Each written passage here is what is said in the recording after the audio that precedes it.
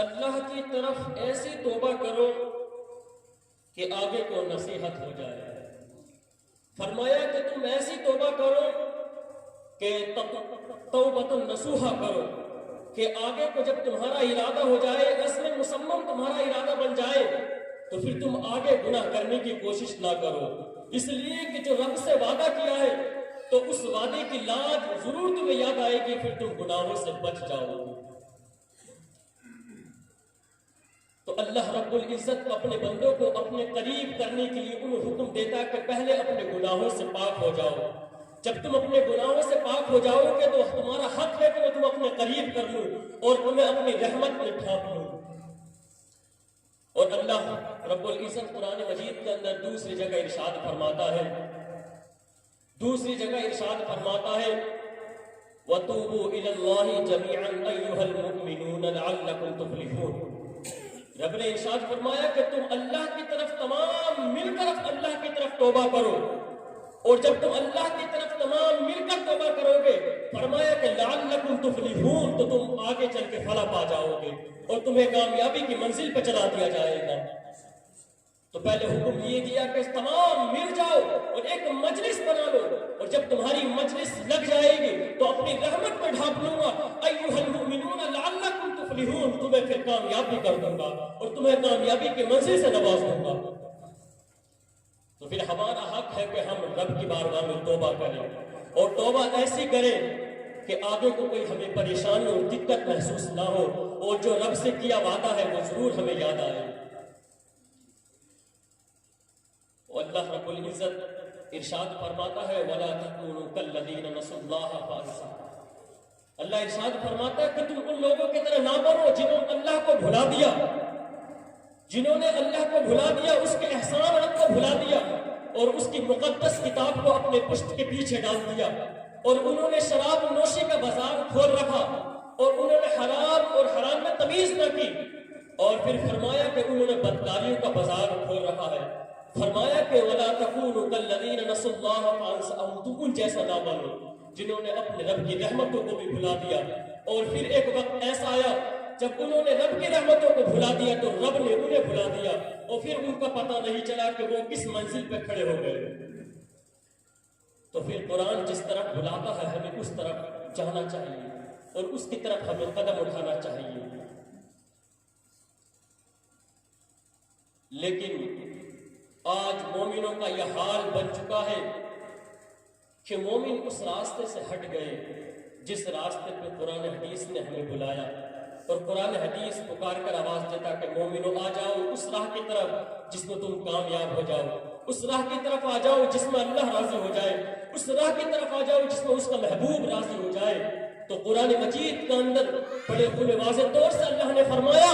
کہ یعنی اگر تم سے گناہ ہو جائے تو اس کی رحمت سے نا امید مت ہو، بلکہ اس کی رحمت کی طرف آ جاؤ۔ اللہ نے قرآن مجید کے اندر فرمایا کہ لا تقنطوا من رحمت اللہ، اللہ کی رحمت سے نا امید مت ہو، اور اللہ فرماتا ہے کہ جو میری رحمت سے نا امید ہو جاتا ہے میں اس کے ساتھ ویسا ہی پیش آتا ہوں۔ لیکن آج ہم سے کوئی گناہ ہو جاتا ہے تو ہم لوگوں سے شیئر کرتے ہیں، لوگوں سے بتاتے ہیں، اور اپنے یار دوستوں کو بتاتے ہیں کہ یار ہم سے یہ گناہ ہو گیا ہے۔ لیکن رب فرماتا کسی کو بتانے کی ضرورت نہیں ہے، اگر تم سے پوشیدگی میں گناہ ہوا ہے تو تم پوشیدگی میں مجھے راضی کر لو اور میں تمہارے گناہوں کو معاف کروں گا، اگر تم سے اعلانیہ گناہ ہوا ہے تو تم اعلانیہ توبہ کرنا پڑے گی، پھر میں تمہارے گناہوں کو معاف کر دوں گا۔ تو پھر آج ہمارا حق بنتا ہے کہ ہم جو ہے اللہ کی بارگاہ میں حاضر ہوں اور پھر اس سے توبہ کریں، اور اگر گناہ کتنے بھی ہو گئے تو پھر جو اس کی رحمت سے نا امید نہ ہو،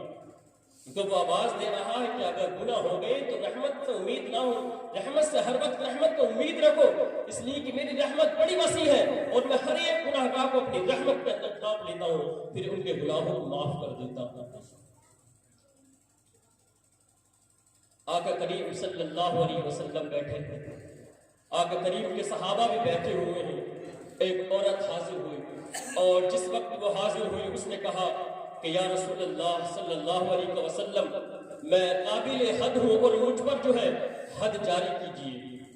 تو آقا کریم صلی اللہ علیہ وسلم نے کہا کہ تم سچ بول رہی ہو؟ کہا کہ یا رسول اللہ میں سچ بول رہی ہوں، مجھ سے بدکاری سرزد گناہ ہو گیا ہے۔ تو آقا کریم نے اس کے سرپرست کو بلایا. جب اس کا ولی حاضر ہوا تو آقا کریم نے فرمایا کہ اس کے ساتھ حسن سلوک کرو. جب تک یہ بچے کو ولادت نہ دے دے، جب تک یہ بچے کو جو ہے پیدا نہ کرے، تب تک تم اس کے ساتھ حسن سلوک کرتے رہو. وہ اپنے گھر لے گیا، اس کے ساتھ حسن سلوک کرتا رہا. پھر جب اس کی ولادت ہو گئی تو وہ آقا کریم صلی اللہ علیہ وسلم کی بارگاہ میں حاضر ہوئی. جب آقا کریم صلی اللہ علیہ وسلم کی بارگاہ میں حاضر ہوئی تو آقا کریم صلی اللہ علیہ وسلم نے کہا کہ اس عورت کو کپڑے سے باندھ دو اور اس عورت کو کپڑے سے بیڑ دو اور پھر جو ہے اس کو سنسار کر دیا جائے. تو آقا کریم صلی اللہ علیہ وسلم نے اس عورت کو سنسار کر دیا. اور جب اس عورت کو سنسار کر دیا تو پھر آقا کریم نے خود جو ہے اس عورت کی جو ہے نماز جنازہ پڑھائی اور دیکھا کہ زمانہ اس عورت کی نماز جنازہ میں حاضر ہے. پھر کسی نے کہا کہ لو آقا کریم صلی اللہ علیہ وسلم کی صحابی کی ایک بیٹی تھی اور لوگ اس سے سرزد گناہ ہو گیا ہے اور اس سے زنا ہو گیا. آقا کریم غصے میں آ گئے اور جس وقت آقا کریم غصے میں آئے کہا اگر اس عورت کے بارے میں ایک شبد بھی کہا،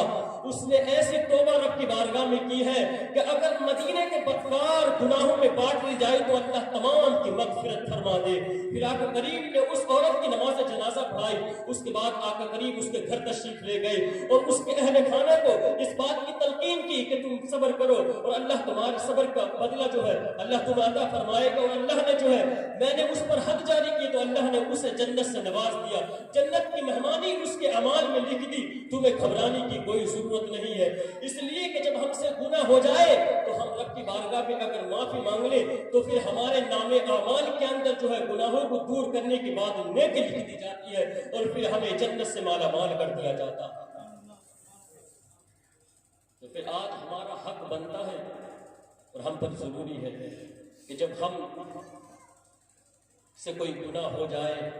تو پھر ہم بغیر توبہ کرے نہیں مریں بلکہ رب سے توبہ کرتے رہیں.